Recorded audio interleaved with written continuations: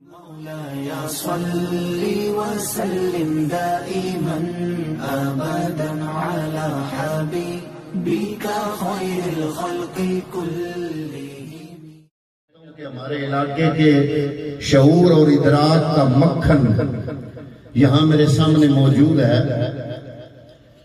تھوڑا سا توجہ فرمانا کہ رب مخاطب کن لفظوں سے کر رہا ہے. اے ایمان والو، حکم کیا دے رہا ہے؟ اسلام میں پورے کے پورے داخل ہو جاؤ. جن کو بلا ہی ایمان کے نام سے رہا ہے، بڑی توجہ طلب ہے یہ جملہ. اے ایمان والو، یا اللہ جن کو بلا رہا ہے وہ تو ہے ہی ایمان والے. فرمایا ایمان والوں کو مخاطب کر کے میں حکم دے رہا ہوں کہ آمنوا ادخلوا فی السلم کافہ، اسلام کے اندر پورے کے پورے داخل ہو جاؤ. اب اسلام میں داخل ہونے کے لیے اسلام کا حدود اربع تو جاننا پڑے گا، اور اگر اسلام کا حدود اربع میں تفصیل سے بیان کروں گا تو میرے پاس تو وقت ہی نہیں. اس لیے کوشش کرنی ہے کہ حدود اربع بھی بیان کروں اور وقت کے اندر اندر کروں. تو وہ سارا نچوڑ علماء مفسرین نے فرمایا کہ جس اسلام میں داخلے کا حکم ارشاد فرمایا جا رہا ہے، اگر اس کو چند جملوں میں بیان کیا جائے کہ چلتے چلتے ایک بندے کو، ایک انسان کو پتہ چل رہا ہو کہ یہ اسلام ہے اور اس میں میں نے داخل ہونا ہے، تو وہ کیا ہے؟ فرمایا سب سے پہلے جب ایمان والا بننا ہے تو سب سے پہلے ہیں اللہ کے حقوق، اس کے بعد ہیں اللہ کے نبی کے حقوق، اور اس کے بعد ہیں اپنے نفس کے حقوق، اور اس کے بعد ہیں آپس میں ایک دوسرے کے حقوق، اور پانچویں نمبر پر ہے پوری امت مسلمہ کے فرد ہونے کی وجہ سے پوری امت مسلمہ کے حقوق. یہ ہے اسلام کی عمارت، اور اس میں داخلے کا حکم رب العزت نے ارشاد فرمایا. اور لطف کی بات یہ ہے کہ جتنے پوائنٹ میں نے گنوائے، اللہ کے حقوق، اللہ کے نبی کے حقوق، اپنے نفس کے حقوق، اور آپس میں ایک دوسرے کے حقوق، اور امت مسلمہ کے حقوق، اگر ان کو دیکھا جائے تو اللہ کے حقوق میں سے پھر آگے بڑی بڑی تین قسمیں بنتی ہیں. ایک ہے اللہ کے حقوق میں سے توحید کا حق، اور ایک ہے عبادت کا حق، اور ایک ہے اللہ کی اطاعت کا حق. یہ ہیں تین اللہ کے حقوق. اور نبی کے حقوق ایک ہے ایمان کے حقوق، اور ایک ہے محبت و ادب و احترام کا حق، اور ایک ہے اتباع کا حق، اور نمبر 4 پر ہے حضور کی نصرت کا حق. یہ 4 حقوق ہیں جن کا تعلق پیغمبر کی ذات کے ساتھ ہے، اور وہ 3 جو پہلے بیان کیے ان کا تعلق اللہ رب العزت کی ذات اقدس کے ساتھ ہے. اب اگر آپ جس نبی کو مانتے ہیں ان کی تعلیمات کو ایک نظر سے دیکھیں تو اس کا نچوڑ وہ بنتا ہے جو حضرت جعفر طیار نے شہنشاہ حبشہ کے دربار میں کھڑے ہو کے اسلام کا جو حق بیان کیا اور اسلام کی جو تشریح کی، جب اس نے پوچھا، سنا ہے مکے میں کوئی نبی آیا ہے جس نے اپنی نبوت کا اعلان کیا ہے، تو تم مکے سے آئے ہو، تم میں سے کوئی بندہ بتا سکتا ہے کہ اس نبی کا دین کیا ہے؟ تو حضرت جعفر طیار نے فرمایا کہ پہلے ہم عورتوں پہ ظلم کرتے تھے، پیغمبر نے عورت کو 3 روپ دے کر عزت کا مقام دیا۔ پہلے ہم چھوٹوں پر ظلم کرتے تھے، غریبوں کو ستاتے تھے، پیغمبر نے کہا کہ یہ جو مخلوق ہے یہ عیال اللہ ہے، یہ اللہ کا کنبہ ہے، اگر مخلوق کو تنگ کرو گے تو کوئی بندہ اپنے کنبے کو جو تنگ کرے اس کو پسند نہیں کرتا۔ رب کائنات بھی تمہارے ساتھ وہ رویہ اپنائے گا جو دشمنوں کے ساتھ اپنایا جاتا ہے۔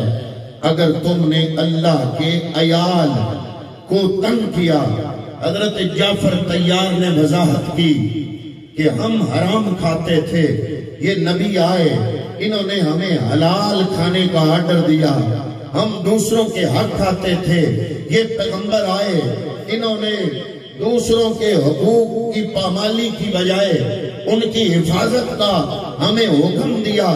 تو جو تعارف حضرت جعفر طیار نے حبشہ کے بادشاہ کے دربار میں پیش کیا اسلام کا، اگر آپ آج اقوام متحدہ کا چارٹر دیکھیں تو چاہے اس کا تعلق یہودیت سے ہو، چاہے کسی کا تعلق نصرانیت سے ہو، چاہے کسی بھی 4000 دنیا میں مذاہب ہیں، ان میں سے کسی ایک مذہب کے ساتھ اگر کسی کا تعلق ہو تو میں یہ جملہ ببانگے دہل کہہ سکتا ہوں کہ میرے پیغمبر کو نبی ماننے میں تو کسی کو اشتباہ ہو سکتا ہے، لیکن میرے پیغمبر کی تعلیمات پر کسی کو بھی اختلاف نہیں ہوگا۔ چاہے کوئی یہودی ہو میرے محبوب کی تعلیمات کو مانے گا، کوئی نصرانی ہو میرے محبوب کی تعلیمات سے انکار نہیں کر سکتا۔ کیوں؟ اس لیے کہ مصطفیٰ کریم کی جو تعلیمات ہیں، جو اسلام نے ہم پر حقوق لاگو کیے، جو دین اسلام کی تشریحات ہیں، وہ ایسی ہے کہ جو بھی آدم کی نسل سے ہے، چاہے دنیا کے اندر 4000 مذاہب ہے، اس کا تعلق کسی بھی مذہب سے ہو، میرے محبوب کی تعلیمات سے وہ قطعاً اختلاف نہیں کر سکتا۔ حضرات محترم، یہی تو وجہ ہے کہ دنیا کے اندر جتنے بھی عیسائی اور یہودی لوگ دنیا کے اندر بسنے والے جب اسلام پر تنقید کرنے کے لیے اسلام کی سٹڈی کرتے ہیں، اس کا مطالعہ کرتے ہیں، تو کتنے ہی ہم نے ایسے لوگ دیکھے کہ انہوں نے اسلام پر تنقید کرنے کے لیے سٹڈی شروع کی، لیکن آخر میں انہوں نے خود اسلام قبول کر لیا۔ یہ اسلام کی سچائی ہے۔ اور دنیا کے اندر بڑے بڑے مذاہب کے پڑھے لکھے پادری اور علماء اتنی تعداد میں کوئی اور مذہب قبول نہیں کر سکے جتنی تعداد میں دیگر مذاہب کے مذہبی لیڈروں نے، جو کہ اپنے مذہب کے لیڈر تھے، جب انہوں نے ہمارے دین اسلام کا مطالعہ کیا تو اپنا مذہب چھوڑنا پڑا اور ان کو چاروں ناچار دین مصطفیٰ کریم صلی اللہ علیہ وسلم کو قبول کرنا پڑا۔ اور یہ بات آج نہیں ہو رہی، یہ پہلے دن سے حضرت سلیمان فارسی وہ صحابی رسول ہیں جن کی عمر مبارک 350 سال تھی. کتنی عمر مبارک تھی؟ 350 سال. ابتدا میں یہ آتش پرست خاندان تھا، اور جب یہ خود آتش پرست تھے، انتہا کے آتش پرست تھے، اور آتش پرست لوگ جو ریاضتیں مشکل جو ریاضتیں کرتے ہیں، انہوں نے وہ ساری مشکل ریاضتیں کر کے آتش پرست مذہب کے اندر اپنا ایک مقام پیدا کیا تھا، جن کا نام ہے حضرت سلمان فارسی رضی اللہ تعالی عنہ. یہ فارس کے تھے، ایران کے تھے. انہوں نے اپنا ایک مقام پیدا کیا. آتش پرستی کے اندر بھی ایک پہچان تھی اور بڑی مشکل ریاضتیں کی. یہ اپنے گھر سے، یہ بہت بڑے جائیداد کے مالک تھے، ان کے والد محترم جاگیروں کے مالک تھے. تو راستے میں جب یہ اپنی جاگیروں پر جاتے تو راستے میں ایک پادری ملتا، اس کے پاس بیٹھتے تو اس کی وہ تعلیمات دیتا، تو یہ تعلیمات حاصل کرتے متاثر ہو گئے. باپ کو پتا چلا تو اس نے رسوں سے باندھ دیا کہ تم اپنا جو آباء و اجداد کا مذہب ہے وہ چھوڑ رہے ہو. لیکن یہ پھر کسی نہ کسی طریقے سے ان رسوں سے جان چھڑاتے ہوئے پھر اس پادری کے پاس پہنچے. اتنی جاگیریں چھوڑ کے، اتنے مربع چھوڑ کے، اتنی زمینیں چھوڑ کے یہ حضرت سلمان فارسی اس پادری کے پاس اس کی خدمت کرتے رہے.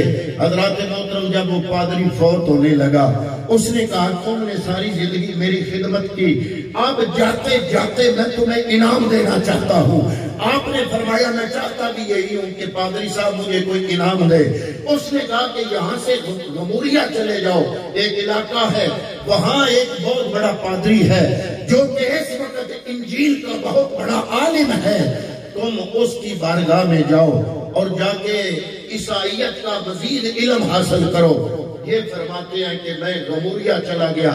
میں اس پادری کی خدمت میں رہا. عمر تھی 350 سال. اللہ نے بڑی عمر دی سلمان فارسی کو. حضرات محترم فرماتے ہیں میں غموریہ چلا گیا. میں غموریہ اس پادری کے پاس گیا، پچھلے پادری کا پیغام پہنچایا. اس بڑے پادری نے مجھے قبول کیا، مجھے انجیل سکھائی. میں انجیل کا بہت بڑا عالم بن گیا، اور عیسائی مذہب میں میرے جتنا بڑا عالم کوئی نہیں تھا. پھر جب وہ پادری مرنے لگا، اس نے وصیت کی کہ تو نے ساری زندگی میری خدمت کی، میں تمہیں انعام دینا چاہتا ہوں. وہ غموریہ کا تاجر، وہ پادری، وہ کہتا ہے کہ میں تمہیں انعام دینا چاہتا ہوں. تو میں نے عرض کیا کہ جناب آپ مجھے انعام دیں، میں انعام کے لیے ہی تو آپ کی خدمت کر رہا تھا. اس نے کہا میرے مرنے کے بعد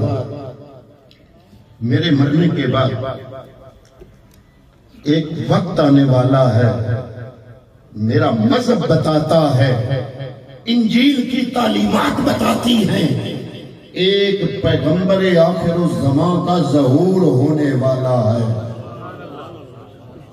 یہ میں جو بات آپ کی خدمت میں پیش کر رہا ہوں تاریخ میں موجود ہے.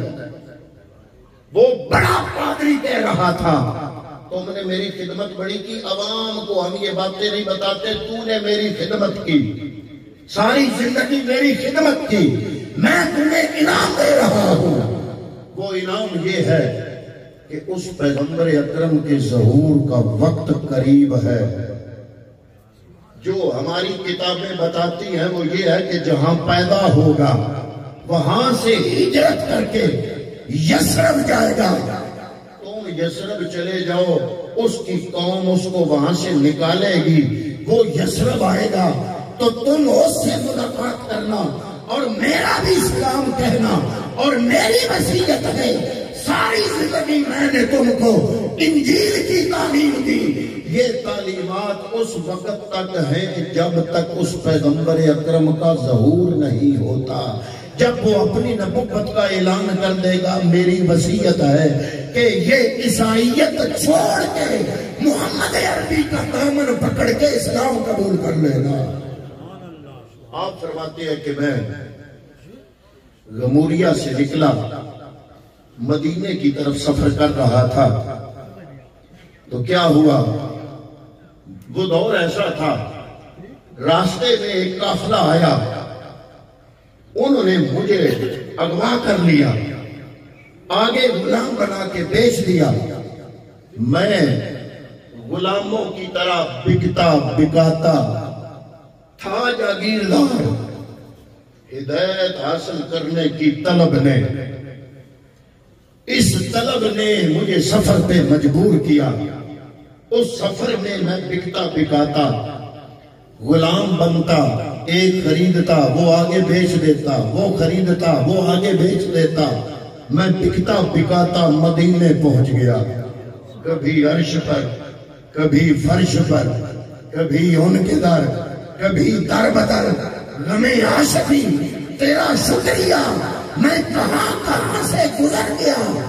بعد میں یہ فرماتے ہیں کہ میں غلاموں کی طرح بکتا بکاتا جب مدینے پہنچا تو مجھے فکر نہ تھا، کیوں؟ اس لیے کہ میں جس کی تلاش میں تھا بکتا بکاتا اسی وطن کی طرف جا رہا تھا۔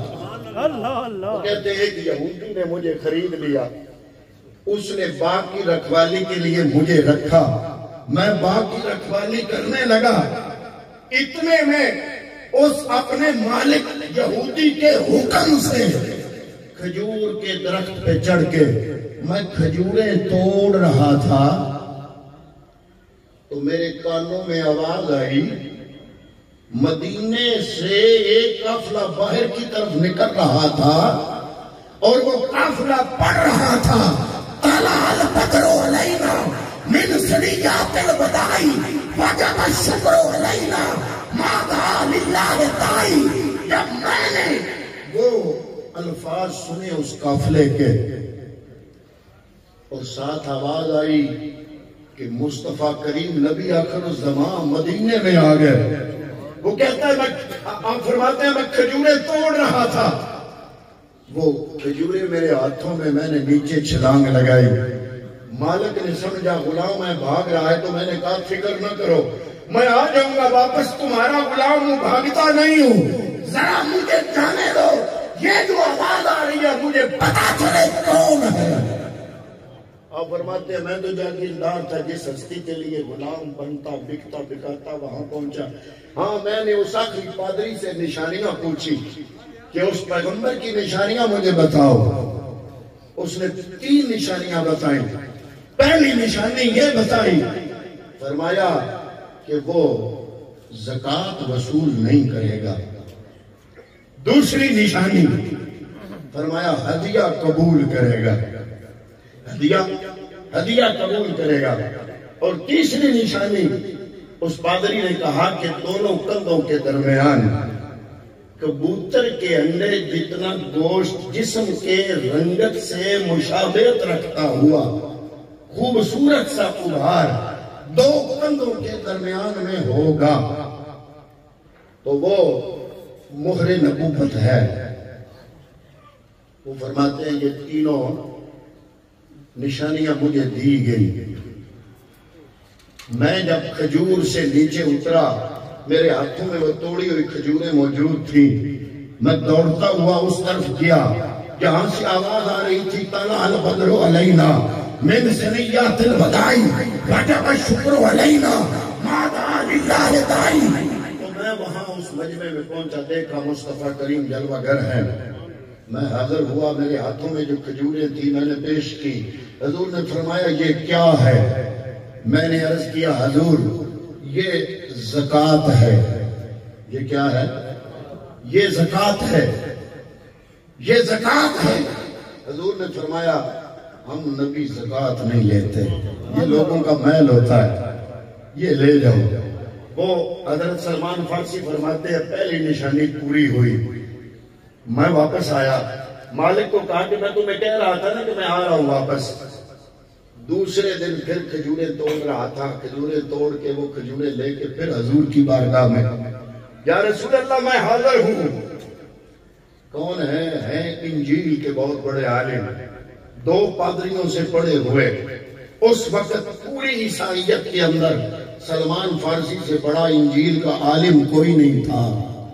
جب دوسرے دن کھجوریں پیش کی تو حضور نے فرمایا یہ کیا ہے؟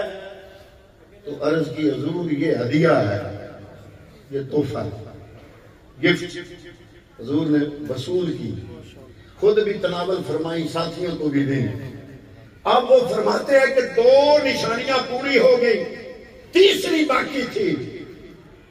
میں حضور کے پیچھے پیچھے جا رہا ہوں، حضور آگے آگے، حضور کے اوپر چادر ہے، ایسے حضور نے چادر فرمائی ہوئی ہے اوپر، میں پیچھے ہوں، دل میں سوچ رہا ہوں 2 نشانیاں تو دیکھ لی، پہلے دن زکوٰۃ کی کھجوریں دیں قبول نہیں کی، دوسرے دن ہدیے کی دیں قبول کر لی، اب یہ چادر اوپر ہے، اگر چادر سرک جائے تو میری نظر دونوں کندھوں کے درمیان پڑے اور میں مور نبوت والی تیسری نشانی بھی دیکھوں، دنیا عیسائیت مجھے مانتی ہے، جب تیسری علامت دیکھوں گا میں اپنا سب کچھ محمد کے قدموں پہ نچھاور کر دوں گا۔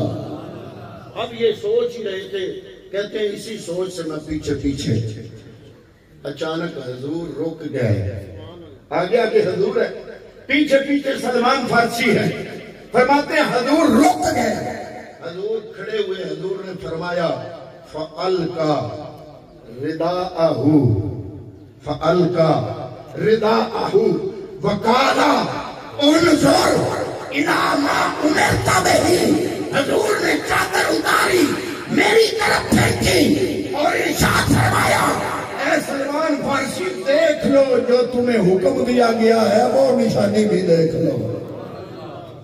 فرماتے ہیں میں قدموں میں آ کے بیٹھ گیا، میں نے عرض کی حضور مجھے کلمہ پڑھا کے مسلمان کرے۔ بات یہ کر رہا تھا کہ جو اسلام ہمیں تعلیمات عطا فرماتا ہے حقوق کے حوالے سے، دنیا کا کوئی مذہب 4000 مذاہب ہے، دنیا کا کوئی مذہب ان تعلیمات سے انکار نہیں کرتا بلکہ ان کو اپنانے پر ترجیح دیتا ہے۔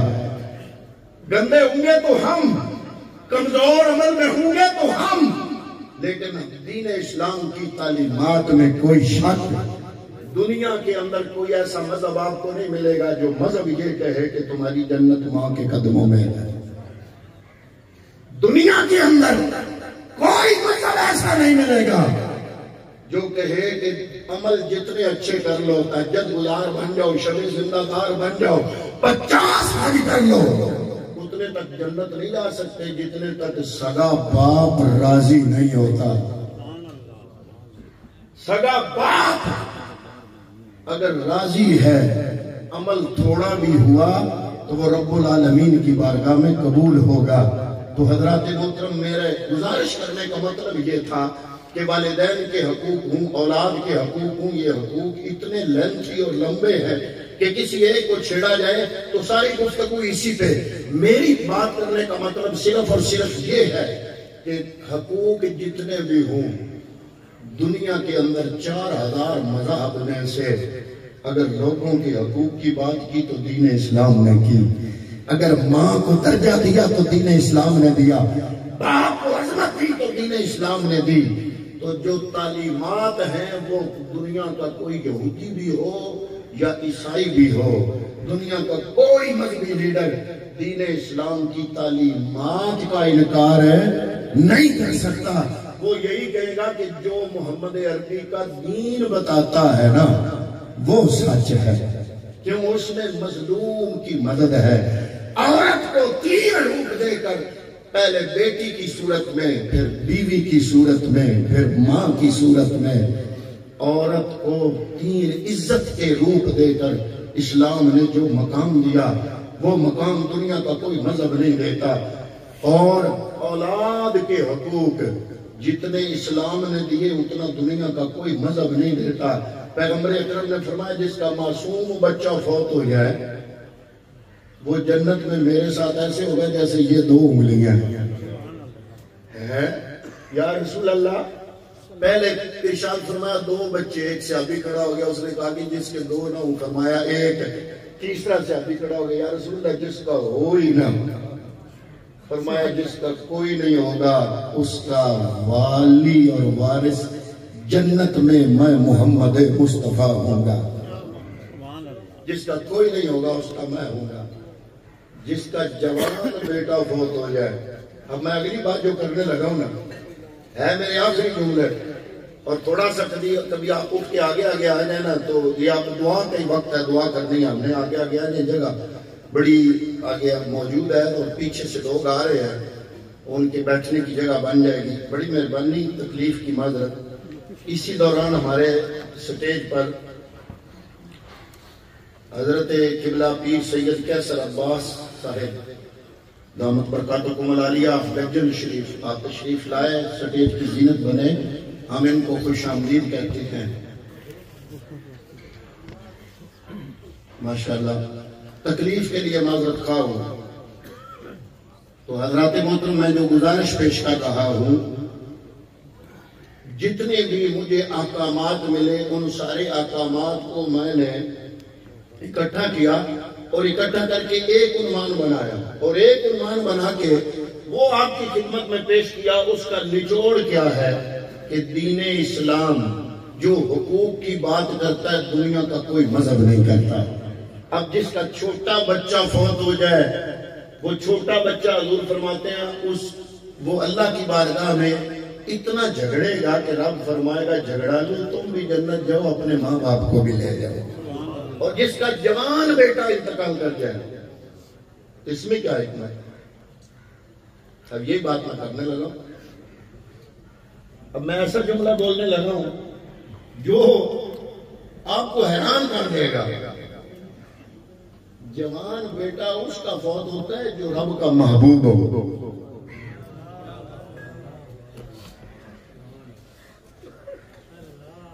اب آپ پوچھیں گے کہ آپ کا کوئی تعلق ہوگا ریاض صاحب کے ساتھ، تو یہ جملہ اس لیے بول رہے ہیں۔ میں جب سے عمران ریاض کا انتقال ہوا میں یہی سوچ رہا تھا، یا اللہ اس میں کیا حکمت ہے؟ تو میں اس نتیجے میں پہنچا کہ ان کی غریب پروری، ان کی تہجد گزاری، ان کی نیکی، ان کی پرہیزگاری رب نے قبول کرتے ہوئے ان کو دنیا کے اندر مزید غم سے آشنا کر کے آخرت میں جنت کے اندر درجہ بلند کرنا تھا، تو رب نے ان کو جنت کے اندر اعلیٰ مقام دینے کے لیے دنیا کے اندر وہ دکھ دیا جس دکھ سے بڑھ کر کوئی اور دکھ نہیں ہے۔ ابھی آپ نے سوچا امام علی مقام نے شہید ہی ہونا تھا، علی اکبر پہلے کیوں ہو گیا؟ اللہ، کبھی سوچا؟ امام علی مقام نے تو شہید ہونا ہی تھا۔ اے امام علی مقام، آپ شہید ہو جاتے باقی سارے بچ جاتے، آپ خود شہید ہو جاتے، کوئی صدمہ نہ آتا۔ فرمایا کہ رب نے جو ترتیب لکھی تھی نا، وہ ترتیب ایسے تھی کہ رب صرف شہادت کا درجہ نہیں دینا چاہتا تھا حسین کو، اللہ چاہتا تھا حسین کے سر کٹنے سے پہلے علی اصغر ان سے لوں یہ صبر کرے وہ درجہ بلند ہو، قاسم لوں یہ صبر کرے حسین کا درجہ جنت میں پھر بلند ہو، علی اکبر ان سے لوں یہ صبر کرے جوان بیٹوں کو حسین نے کربلا کی دھرتی پہ اپنی آنکھوں کے سامنے ایک ایک کر کے باری باری قربان ہوتے دیکھا۔ کیوں؟ رب چاہتا تھا اے حسین شہادت بعد میں آپ کی مقدر ہے، لیکن درجات رب العالمین اتنے امتحانات دے کے پہلے بلند کرنا چاہتا ہے۔ یہ وجہ ہے ہم دعا کرتے ہیں جتنا پہلے دن سے وہ صبر کے ساتھ مہمانوں کو ویلکم کر رہے ہیں۔ میں سوچ رہا تھا پہلے دن جنازے پہ بھی ملا کہ مالکہ تو بندہ دیکھ کے دکھ دیتا ہے، جس میں دکھ قبول کرنے کی ہمت پہلے دیتا ہے پھر دکھ دیتا ہے۔ تو ہم دعا کرتے ہیں کہ رب کائنات اس دکھ کو برداشت کرنے کی محترم الحاج محمد ریاض صاحب کو ہمت عطا فرمائے، صبر دے اور صبر پہ عظیم اجر عطا فرمائے، اور محترم محمد عمران ریاض صاحب اللہ تعالیٰ ان کی بخشش و مغفرت فرمائے۔ آمین وما علیہ الا البلاغ المبین۔